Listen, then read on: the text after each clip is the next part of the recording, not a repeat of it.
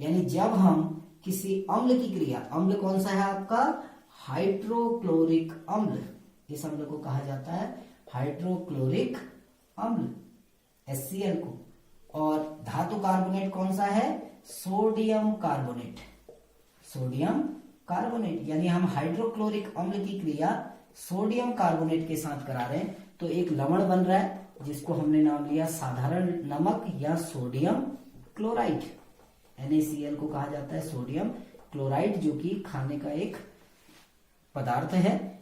और दूसरा आपका जल बना, और तीसरी पदार्थ क्या बनी, कार्बन डाइऑक्साइड। इसके अलावा आप और भी धातु कार्बोनेट ले सकते हो, लाइक मैग्नीशियम कार्बोनेट है, कैल्शियम कार्बोनेट है, किसी की भी क्रिया करा सकते हो। जैसे दूसरी अगर अभिक्रिया हम लिखना चाहें तो हम मैग्नीशियम कार्बोनेट का प्रयोग कर सकते हैं, हम कैल्शियम कार्बोनेट का प्रयोग कर सकते हैं। सपोज करो मेरे पास जो अम्ल है वो सल्फ्यूरिक अम्ल है H2SO4, हम सल्फ्यूरिक अम्ल की क्रिया कैल्शियम कार्बोनेट के साथ करा रहे हैं CaCO3 के साथ, यह है सल्फ्यूरिक अम्ल, यह है सल्फ्यूरिक एसिड, हम सल्फ्यूरिक एसिड की क्रिया कैल्शियम कार्बोनेट के साथ करा रहे हैं, यह है कैल्शियम कार्बोनेट।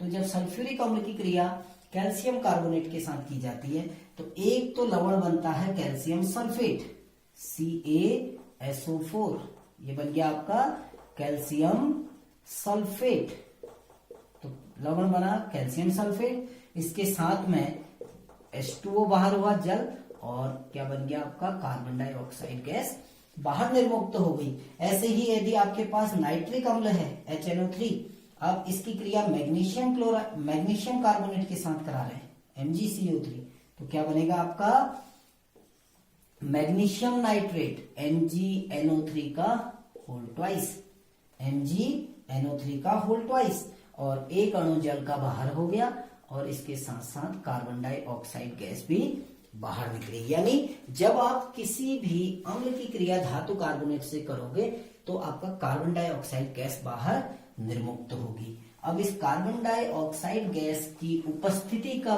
पता कैसे लगाते हैं, इस कार्बन डाइऑक्साइड गैस को हम चूने के पानी में प्रवाहित करते हैं। चूने के पानी में यदि कार्बन डाइऑक्साइड गैस डाल दी जाए और यदि वो दूधिया हो गया तो जो गैस है वो कौन सी गैस होगी आपकी, कार्बन डाइऑक्साइड।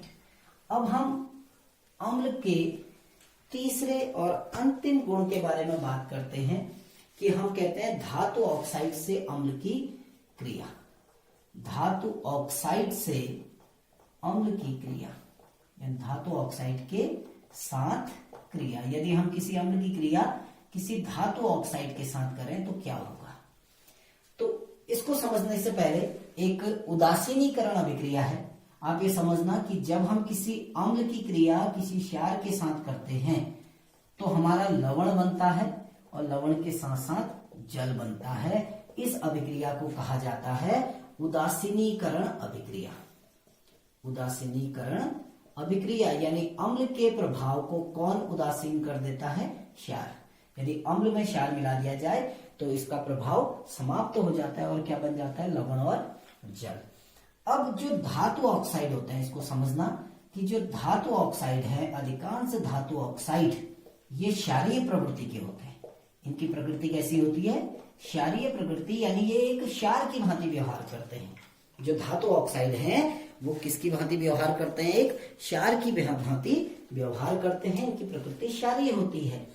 और अम्ल की प्रकृति अम्लीय है, अर्थात जब हम किसी अम्ल में कोई धातु ऑक्साइड मिलाएंगे, अम्ल में हमने क्या मिलाया, धातु ऑक्साइड। अब आपको पता है धातु ऑक्साइड की प्रवृत्ति कैसी है, क्षारीय प्रवृत्ति है, अर्थात ये अम्ल है और ये क्या हो गया, क्षार। तो हमारा पदार्थ क्या बनेगा, लवण और जल। तो ये अभिक्रिया उदासीनीकरण अभिक्रिया की भांति है, क्योंकि जो धातु ऑक्साइड है वो कैसी प्रवृत्ति के होते हैं, क्षारीय प्रवृत्ति के होते हैं। अर्थात जब किसी धातु ऑक्साइड की क्रिया, जब किसी धातु ऑक्साइड की क्रिया अम्ल से की जाती है तो क्षारीय प्रकृति के होने के कारण लवण और जल का निर्माण होता है। अब हम इसको अभिक्रियाओं के माध्यम से समझेंगे कि कैसे यह अभिक्रिया संपन्न होती है। अब धातु ऑक्साइड की क्रिया अम्ल से करा रहे हैं तो हमारा लवण और जल बन रहा है। तो हमारे पास बहुत प्रकार के धातु ऑक्साइड होते हैं, जैसे जिंक ऑक्साइड है ZnO, कैल्शियम ऑक्साइड है CaO, ठीक है ना। तो जिंक ऑक्साइड है, कैल्शियम ऑक्साइड है। ऐसे ही हम मैग्नीशियम ऑक्साइड की बात करते हैं MgO। मैग्नीशियम ऑक्साइड जो है, क्योंकि धातु का ऑक्साइड है, ऐसे ही कैल्शियम ऑक्साइड है CaO, जो कि धातु का ऑक्साइड है। तो ये जो धातु ऑक्साइड है, कॉपर ऑक्साइड है तीसरा, कॉपर ऑक्साइड की क्रिया, इनकी क्रिया हम किसी अम्ल से कराते हैं। सपोज करो मैग्नीशियम ऑक्साइड की क्रिया हम हाइड्रोक्लोरिक अम्ल से करा रहे हैं, कैल्शियम ऑक्साइड की क्रिया हम सल्फ्यूरिक अम्ल से करा रहे हैं H2SO4, और कॉपर ऑक्साइड जो है इसकी क्रिया हम करा रहे हैं HNO3 से। अब ये ध्यान देना, ये सारे के सारे क्या हैं आपके अम्ल, और ये सारे के सारे क्या हैं धातु ऑक्साइड। अब पहले ही बता दिया गया है कि जो धातु ऑक्साइड होते हैं उनकी प्रवृत्ति कैसी होती है, क्षारीय प्रवृत्ति, यानी ये सारे के जो धातु ऑक्साइड हैं किसकी भांति व्यवहार करते हैं, क्षार। तो ये हो गए क्षार और ये हो गए अम्ल, और जब अम्ल और क्षार की क्रिया होती है तो क्या बनता है, लवण और जल।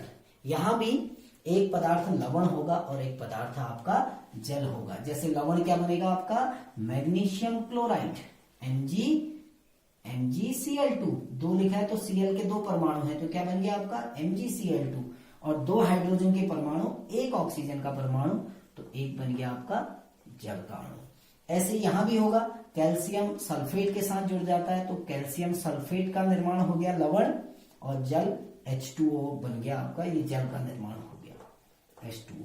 ऐसे इसमें देखिए आप कि जो कॉपर और नाइट्रेट आयन आपस में मिले, ये कॉपर है ये नाइट्रेट है, तो क्या बन गया CuNO3 का होल ट्वाइस, कॉपर नाइट्रेट का निर्माण हुआ, और 2 हाइड्रोजन के परमाणु, 1 ऑक्सीजन का परमाणु क्या बन जाएगा, जल का निर्माण हो जाएगा।